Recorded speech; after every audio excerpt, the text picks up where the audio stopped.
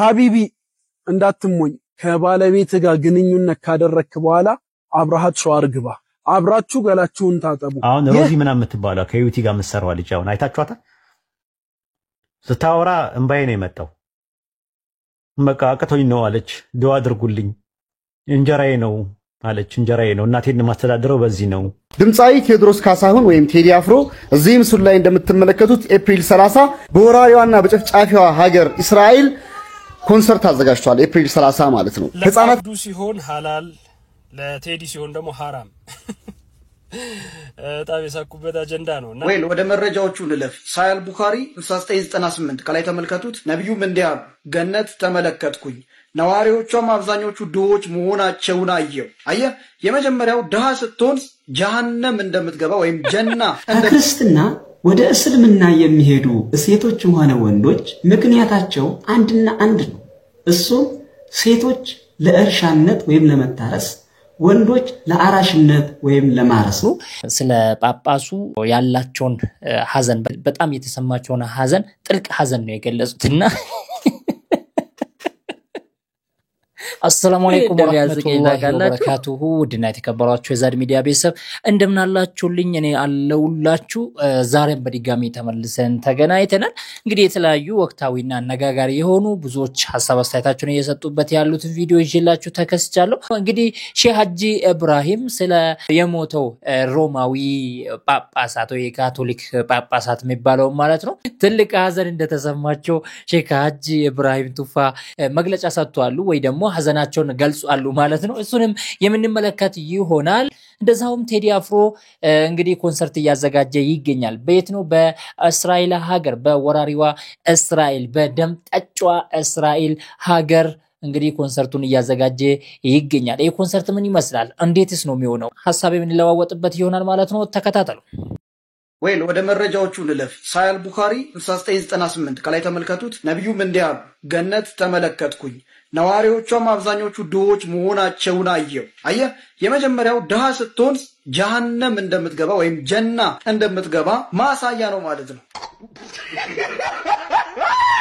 አብዛኛው ድሃዎች በእስልምና ተስፋ የላችሁ ጀሃነም ነው የምትገቡት እንደተለመደው እነሱም መዋረዱ አልሰለቻቸውም እኛም መዋረዱ አልለከመንም ዛሬ ደግሞ እንግሊዘኛና አማርኛ ላይ ግልጽ የመድፈር ሙከራ ነው የተካሄደው ከላይ በእንግሊዘኛ የተቀመጠውን ካያችሁት በግልጽ ፓራዳይዝ ይላል ኢቭን እታች ያለው የአማርኛ ትርጉም ላይ ራሱ ገነት ብሎ ያስቀምጣል እሱ ግን ሲያነበው ምናል አየ የመጀመሪያው ድሃ ስትሆን ጀሃነም እንደምትገባ ወይም ጀና እንደምትገባ ማሳያ ነው ማለት ነው ይሄ ወይ ሆም ብሎ ክርስቲያኑ ስለማያነብ እነሱን ለማታለል ነው ወይ ደግሞ ይሄ ሰው የራሱ ዝም ብሎ የሰጡትን የጫኑትን ነው ይዞልን የመጣው ነብዩ ሰለላሁ ዐለይሂ ወሰለም ድሆች በስተው አየው ያሉት ጀነት ውስጥ ነው እንጂ ጀሃነም ውስጥ አይደለም አያችሁ እስልምና ዋናው ትኩረቱ ገንዘብ ላይ ነው ዋናው ትኩረቱ ባለሀብት ላይ ነው እንጂ ድሆች ላይም አይደለም ባይገርምህ ነብዩ ጀነት ውስጥ ለመጀመሪያ ጊዜ ኮቴውን ሰማው ያሉት ብቸኛ ሰው ደሃና ባሪያ የነበረው ሀበሻዊ ቢላል ነው ቡኻሪ 1149 ላይ በተዘገበልን ሐዲስ فاني سمعت دفن عليك بين اليدي في الجنه ይላሉ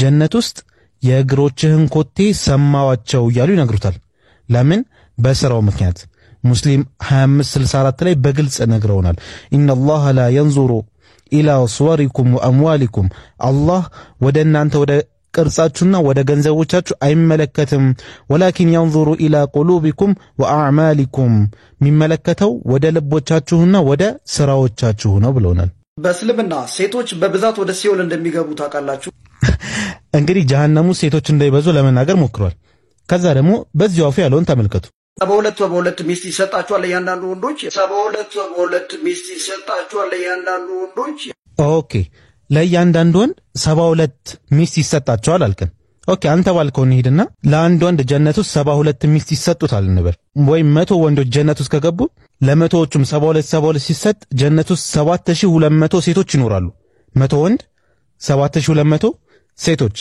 ስለዚህ በዚያ አርዳር ከሄድን ጀነት ውስጥ የሚበዙት ሴቶች ናቸው ማለት ነው ቀደም ሴቶች ገሃነም ውስጥ ይገባሉ አለን አሁን ደግሞ በተዘዋዋሪ መንገድ ሴቶች ገነት ውስጥ እንደሚበዙ እየነገረን ነው አያችሁ እስልምና ለማንቋሸሽ ካላቸው ጉጉት ራሱ የተነሳ የሚያመጧቸው ሙግቶች እርስ በርስ ይጋጩ አይጋጩ የሚያውቁት ነገር የለም ለማንኛውም አሁን ካየናቸው ነገራት የምንረዳው ጉዳዩ የሀብትና የጾታ ሳይሆን የሥራ ጉዳይ ነው ሀብታሞች ሀብታቸውን ተጠቅሞ ብዙ ወንጀል ስለሚሰሩ ከድሃ ይልቅ ጀነት ለመግባት ከበድ ይላቸዋል። ሴቶችም ወንጀሎችን ስለሚያበዙ ከወንዶች ይልቅ ጀነት ለመግባት ለነሱም ነብዩ አለይሂ ሰላቱ ወሰለም ለራሳቸው ሀብታም ናቸው እንዴ? ደሃ የጀሃነም ነው ብሎ የሚናገሩት ማለት ነው። ለራሳቸውስ ሀብታም ነበሩ? ማንንም የሚያውቀው ነው። ደሃ የደሃ ልጅ ነበሩ ነብዩ አለይሂ ሰላቱ ወሰለም።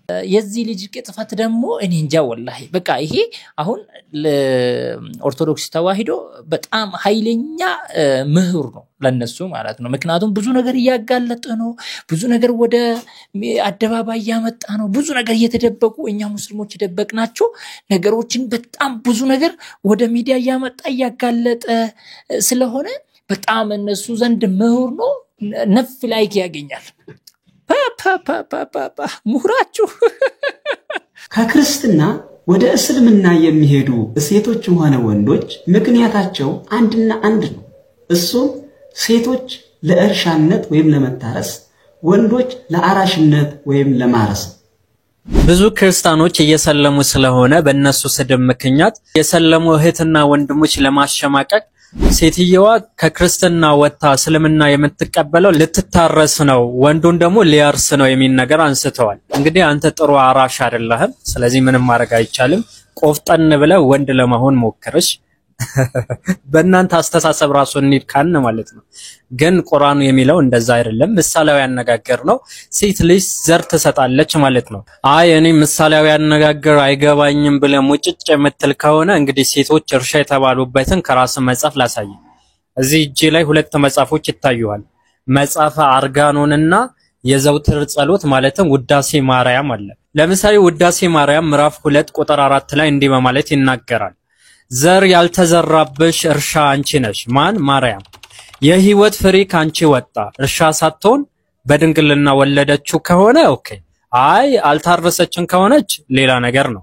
መጽሐፈ አርጋኖን ምዕራፍ 6 ቁጥር 7 ላይ እንዲህ በማለት ይናገራል። ሳትዘራ ስንዴ አፈራች፣ ዝናብም ሳይዘንብ የወይን ፍሬ አስገኘች።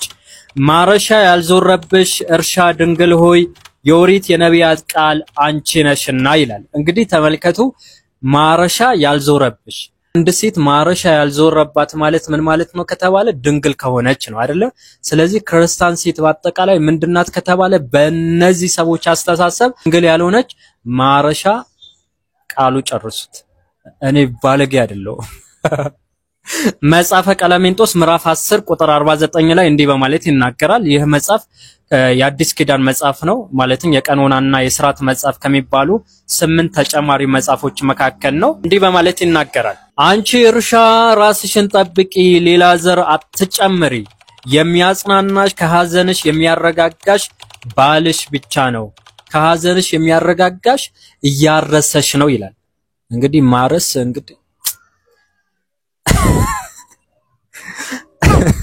በማረሻ ግን ኧረ ማረሻ ጉደኛ ነው በሎቻው። ባይዘዌ አንድ ነጥብ ይዞ አይመጡም። ሙስሊሞችን እናዋርድ ብሎ ይዞ አይመጡም። ለራሳቸው በመቶ ተዋርዶ በመለሱ እንጂ ማለት ነው። እያየን ነው እያየን ነው። ደግሞ ይሄንን እኛ የምንሸማቀቅበት ነገር አይደለም። ደግሞ እንደዚህ ሲናገሩ ለራሳቸው እንደማያገቡ በቃ ባይዘዌ ብዙ መታገቡም እናንተ ውጪ ላይ ነው የእናንተ ነገር፣ አብዛኛው ውጪ ላይ ነው። ብታገቡም አንድ አገባችሁ በቃ ኦፊሻሊ እሷ የታወቀች ነው። ሌላ 100 አለ 10 አለ በስተጀርባ። ተውት። ኢትዮጵያዊ ነን እኮ ኢትዮጵያዊ ነን፣ በደንብ እንተዋወቃለን በደንብ። ስለዚህ መቅጠፍ መዋሽ አይቻልም። ለራሳችሁ እንደማትፈልጉ አይነት ነገር አርጋችሁ ስታወሩ በቃ ሴት ልጅ የሚፈልግ ሙስሊም ወንድ ብቻ በቃ። ቴዲ አፍሮ ኮንሰርት በጣም መነጋገሪያ የሆነበት ምክንያት ኮንሰርተኛ ሙስሊሞች አዝማሪ ዘፈነ አልዘፈነ ከኛ ህይወት ጋር የሚያገናኘው ነገር የለም። ነገር ግን በጣም የሚያንገበግበው በጣም የሚያሳዝነው ይሄ አዝማሪ ይሄ የ6ኛ ክፍል ሽፍታ ይሄን ኮንሰርት የሚያዘጋጀው ይሄው ሃፒ ኢንዲፔንደንስ ዴይ ምናምን ይላል። ከላይ አንብቡት። እና የምን ነፃነት ቀን ነው ደግሞ እቺ ወራሪ ሀገር የሰው ሀገር ወራ ደግሞ የትኛው ነፃነት ቀን ነው ያላት? የሰውን ህይወት እየቀማች የህፃናቱን የእናቶችን ህይወት እየቀማች ምን አይነት ነፃነት ቀን ነው ያላት? እና በጣም የሚያስገርመው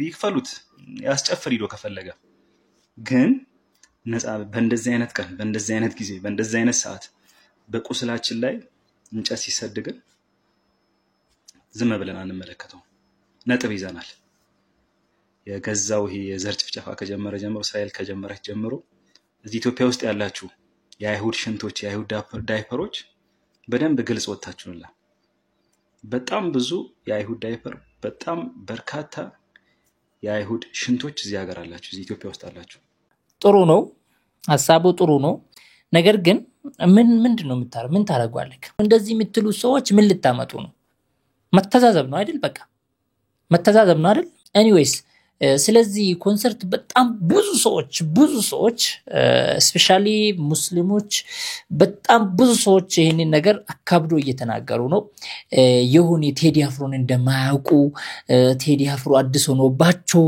ይሁን አላቀም እንጂ በጣም አካብዶ በቃ እኔ የሚጠይቃችሁ ነገር ቴዲ አፍሮ ማን መሰላችሁ ሲጀምር ማን መሰላችሁ እሱ ለንጹሃን አሳቢ እሱ ለንጹሃን አዛኝ እንደዛ ነው አሰባችሁት ሲጀምር ማለት ነው እንደዚህ አስባችሁት ከሆነ በጣም ተሳስታችኋል በጣም ርቃችሁ ነው ሄዳችሁት እኔ አሁን ምንም አልገረመኝም ወላሂ ነው የምላችሁ ፌስቡክ ላይ ነው ያየሁት መጀመሪያ ምንም አልገረመኝም አልደነቀኝም ምንም ነገር እኔ ሲጀምር አቃለሁ እኔ ማን እንደሆነ አቃለሁ ለምን እንደምኖር አቃለሁ ድምጻዊ ቴዎድሮስ ካሳሁን ወይም ቴዲ አፍሮ እዚህ ምስሉ ላይ እንደምትመለከቱት ኤፕሪል 30 በወራሪዋና በጨፍጫፊዋ ሀገር እስራኤል ኮንሰርት አዘጋጅቷል ኤፕሪል 30 ማለት ነው ህፃናትን በጅምላ እየጨፈጨፈች ለሴቶች ርህራሄ ማታሳይ ጨካኝ ሀገር ላይ እንኳን ለነጻነትሽ ቀን አደረሰሽ ብሎ ኮንሰርት አዘጋጅቷል አያሳፍር እንደ ቀልድ የሚታይ ነገር አይደለም ይህ ሰው እዛ ቦታ ላይ ኮንሰርት ሲያቀርብ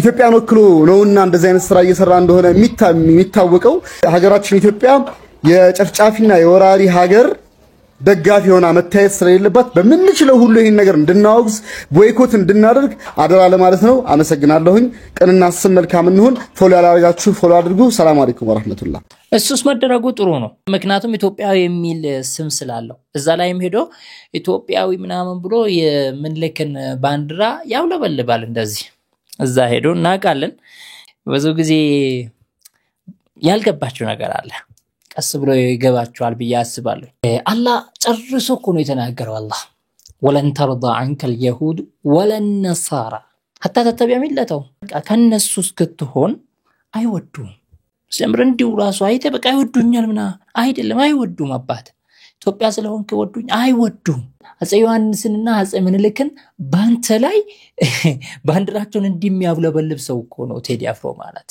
የሚዘፍንላቸው ሰው እኮ ነው በሙስሊሞች ደም የተጫወቱ ሰዎችን ብዙ ጊዜ አይተናል ተውት ብዙ መናውራ እስቲ ተውት አሁን አንድነታችን ይሻለናል ተውት ብዙ መናውራ እስቲ ብዙ መናውራ ለአብዱ ሲሆን ሐላል ለቴዲ ሲሆን ደግሞ حرام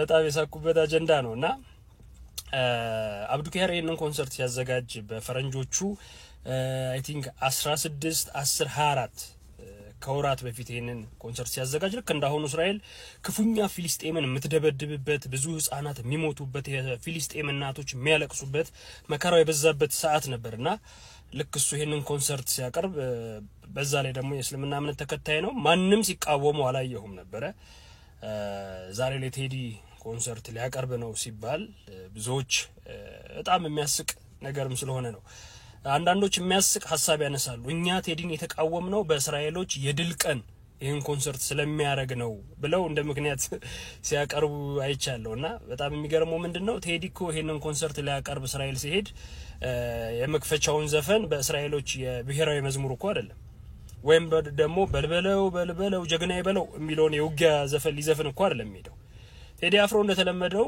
በየትኛውም ዓለም ዞሮ ሙዚቃ ስራዎቹን ሲያቀርብ በየተለያዩ ሀገሮች ላሉ ኢትዮጵያውያን ሰዎች እንጂ ለውጭ ሀገር ዜጎች አይደለም ዛሬ ላይ በዚህ ደረጃ ለምን እንዳስቆጣችሁ አላቅም ሌላው መጨመር መፈልገው ነገር አብዛኛው ኢትዮጵያ ውስጥ ያለ ሰው ፊሊስጤምን የሚደግፈው ሰባዊነት ተሰምቶት አይደለም በሃይማኖት ስለሚመስሉት ነው በዛም ወገን ደግሞ እስራኤልን የሚደግፍ ድል እስራኤል የሚለውም እስራኤል በሃይማኖት ተመስለኛለች ብሎ ስለሚያምን ነው ሰባዊነት አይደለም እንደዚህ የሚያጨቃጭቃችሁ ግልጽ ስለሆነ ማለት ነው። ፌስቡክ ላይ ጠይቂያቸው የመለሱልኝ ሰዎች አሉ። አዎ ሙስሊም ስለሆኑ ነው እንደኛ ምን ደግፋቸው። ይሄ የአደባባይ ሀቅ ነው። እሺ ስለዚህ ነገርስ ምን ትላላችሁ? ስለዚህ ነገር ምን ትላላችሁ? ስለ አብዱ ኪያር ስለሌላው ተውት። ስለ አብዱ ኪያር ምን ትላላችሁ? አብዱ ኪያር ኮንሰርቱን አዘጋጅቶ እዛ ላይ ጨፍሮ አስጨፍሮ ተመልሷል ነው የተባለው። እኔ አልሰማውም እስካሁን ዛሬ ነው የሰማሁት። ስለ አብዱ ኪያርስ ምን ትላላችሁ? በጣም የሚገርመው እሱ ነው። የቴዲ አይግረማችሁ።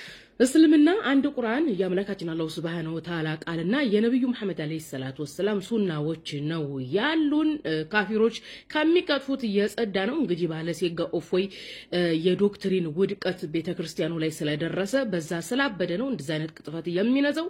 ለማንኛውም 100 መጽሐፍ ያለውን ኦርቶዶክሶች ገዙትና ገስቶ ፍርድ ቤት ይዞ እንዲቀርብ ያን መልእክት ልነግራችሁ ነው ይሄንን ቪዲዮ የሰራሁት። ሌላኛው ደግሞ እንግዲህ ሰሞኑን የኢትዮጵያ ኦርቶዶክስ ተዋሕዶ ቤተክርስቲያን ሲኖዶሱ ሐሰተኛ አማኝ ብላ ባለሲጋ ኦፎይን ገልጣዋለች። ለመሆኑ መጅልስ ይህ ሰውዬ በተደጋጋሚ ያሰራጫቸው ቅጥፈቶች ሐሰት እንደሆኑ ለምንድነው መግለጫ የማይሰጠው የሚል ሐሳብ ነው ይዤ የመጣሁት። በተጨማሪም የኢትዮጵያ ኦርቶዶክስ ተዋሕዶ ቤተክርስቲያን ሲኖዶስ ሰሞኑን አንድ ኦርቶዶክስ አባት ማርያም ቤዛ የሚባል የለባትም የሚል ሐሳብ ስላነሱ ያንን ነገር ለመፍታት ሲኖዶስ መግለጫ ሰጥቷል። ስብሰባ ላይ ደርግ ነው። እኔ የምለው መጅልሱ አከል የሞተ የሚል መግለጫ ለመስጠት ስለ ሐጅ ምናምን መግለጫ ለመስጠት ብቻ ነው እንዴት ተቋቋመው? ለምንድነው ባለሲጋ ኦፎይ ለህግ እስካሁን አልቀረበም? በተደጋጋሚም በሃይማኖቴ ላይ ሐሰተኛ ነገሮችን እየነዛ ነው እንደዚህ ብሎ የተናገረው በእስልምና ሃይማኖት በቁርአንም በሐዲስም የለም በማለት ለምእመናኑ ሙስሊሙ ማህበረሰብ ይሄን ያውቃል። እስልምና ሃይማኖት እንደዚህ አይነትን ጸያፍ ነገር እንደሚከለክል የተከለከለ እንደሆነ ማለት ነው። ነገር ግን በተለይም ኦርቶዶክስ ማህበረሰብ ተጨማሪም ፕሮቴስታንቶችም ባለሲጋ ኦፎይ እንደዚህ አይነት ቅጥፈት አምጥቶ ሲነዛ እውነት መስሏችሁ ወይ እስልምና እየተባለ ውሸት የማህበረሰቡን ጆሮ እየሞላው ስለሆነ ማህበረሰቡ ከሐሰተኛ እስቲ ስለ ዶክተር ሼክ ሀጂ ኢብራሂም ትንሽ እናውራ ስለሳቸው ማለት ነው። እሳቸው ሰሞኑ ስለ ጳጳሱ ያላቸውን ሐዘን በጣም የተሰማቸውን ሐዘን ጥልቅ ሐዘን ነው የገለጹትና እንደሚያስቀኝ ታውቃላችሁ። ሰርቆ የማቅ ሰው ለመጀመሪያ ጊዜ ሲሰርቅ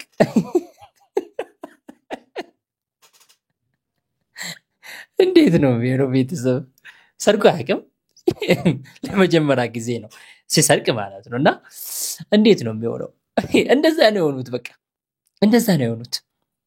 ፖለቲካ ሰርቶ ማያውቁ ዛሬ ፖለቲካ ልስራ ብሎ በፖለቲካው ደግሞ ተዋረዱ።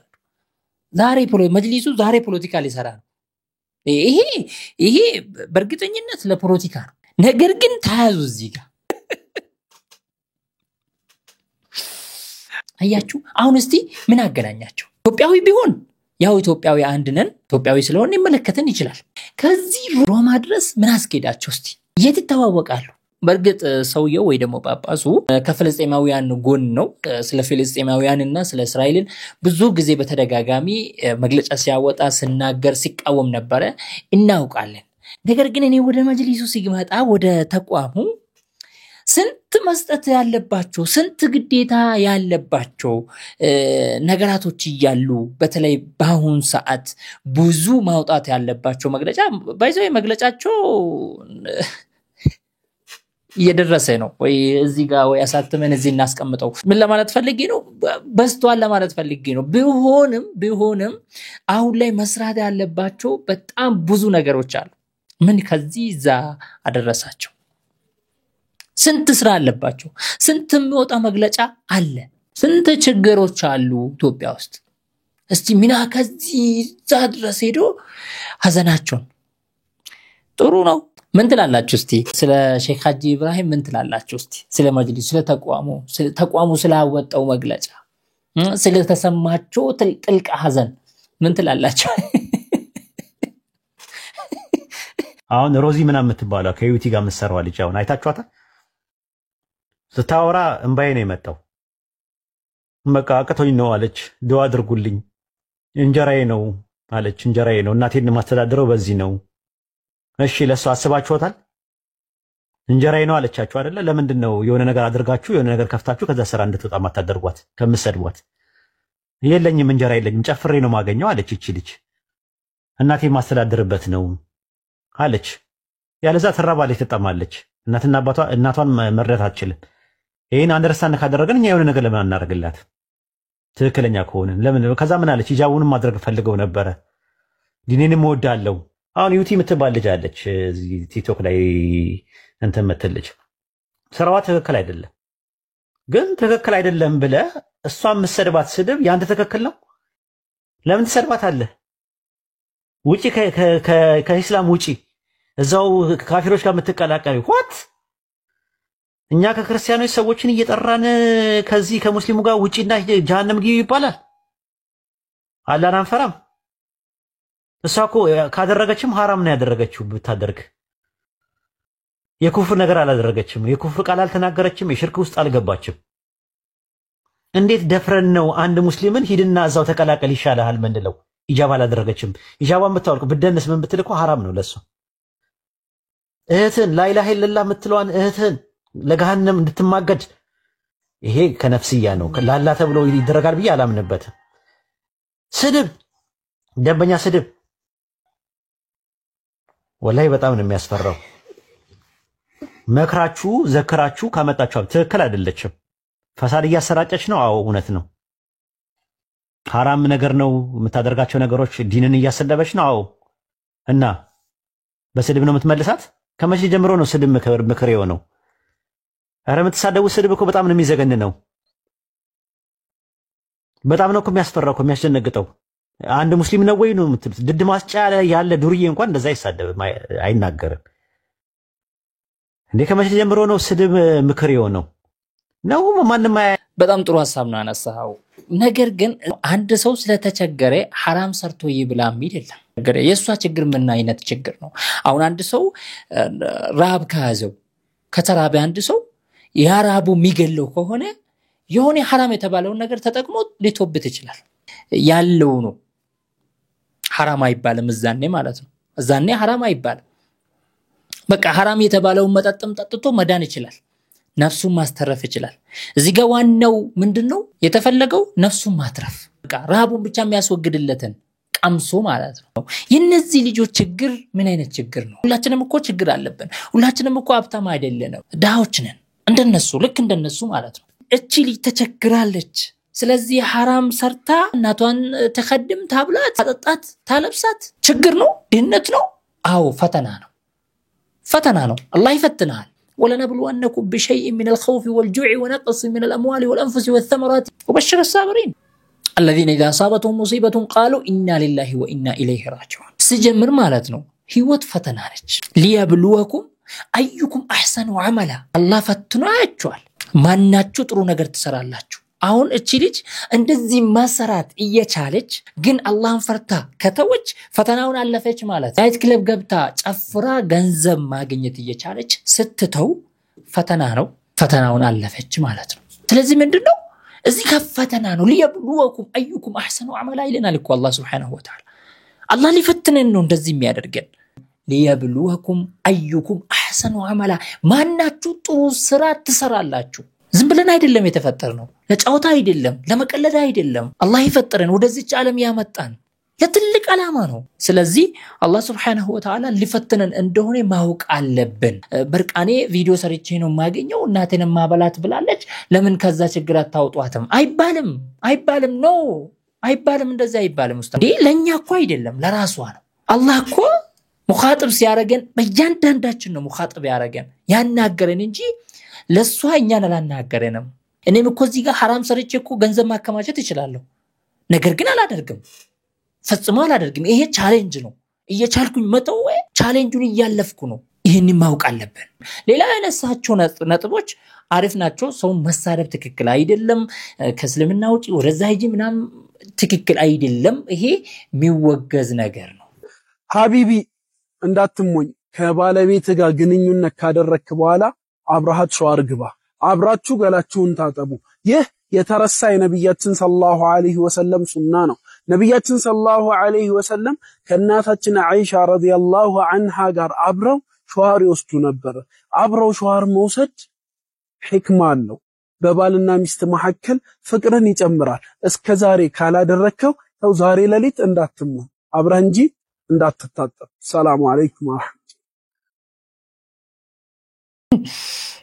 ቤታቸው ለመበቃ ነው አይደል? ቤታቸው ሰፊ ለሆነ ሰው የናውን አትበቃኝም። ሁለታችንን አታቆምም። የኔ ሻወር ቤት ማለት ነው። ኤኒዌይስ ወደ ፖይንቱ እንምጣ እስቲ። አንዳንዴ የምትናገረው ሐዲስ ሲጠፋብህ ወይ ደግሞ ዕውቀት ትንሽ ሆኖ አጥሮ ማለት ነው የምታመጣው ነገር ስታጣ ለኮንተንት ስትል በቃ የሆነ ነገር ታመጣለህ። ነገር ግን በዛ ነገር ሰው ኮንፊውዝድ ይሆናል። እዚህ ጋር ይሄ ኮንፊውዝድ ያደርጋል ማለት አይደለም ባይዘዌ፣ ግን ብዙ ጊዜ ከዚህ ልጅ የምንሰማው ነገር በጣም ወጣሉ ነገሮች ናቸው። ባል ከሚስት ጋር ሻወር ይግባ ምናምን የሚባለው ነገር ምን ነገር አይደለም ማለት በተፈጥሮ ሰው የሚያውቅ ነገር ነው። በቃ አንዲ ካገባ ይሄን ማድረግ የተለመደ ነው፣ ያውቃል ማንም። በላይ ሻወር መግባት ትላለ እንደ ከዛም በላይ ያደረገ አይደል እንደ ከሚስቱ ጋር አላህ ስለፈቀደለት ሐላሉ ስለሆነች ኤኒዌይስ መግባት ትችላላችሁ ለማለት ያክል ነው። እኛም ቪዲዮን እንድትከታተላችሁት ነው ቤተሰቦቼ። በሌላ ቪዲዮ ተመልሰን የምንገናኝ ይሆናል። እስቲ ቪዲዮን እንዴት አያችሁት? በተለይ በመጅሊሱ ጉዳይ ላይ ያላችሁን ሐሳባችሁን ኮሜንት ላይ አስቀምጡልኝ እላችኋለሁ። በሌላ ቪዲዮ ተመልሰን የምንገናኝ ይሆናል። አብራችሁ ነበርኩኝ እኔ ወንድማችሁ ከማል ጀማል አህመድ ነበርኩኝ። በሌላ ቪዲዮ ተመልሰን እስክንገናኝ ባላችሁበት ሰላማችሁ ብዝት በልልኝ። አላህ ይጠብቃችሁ። ወሰላሙ አለይኩም ወራህመቱላሂ ወበረካቱ።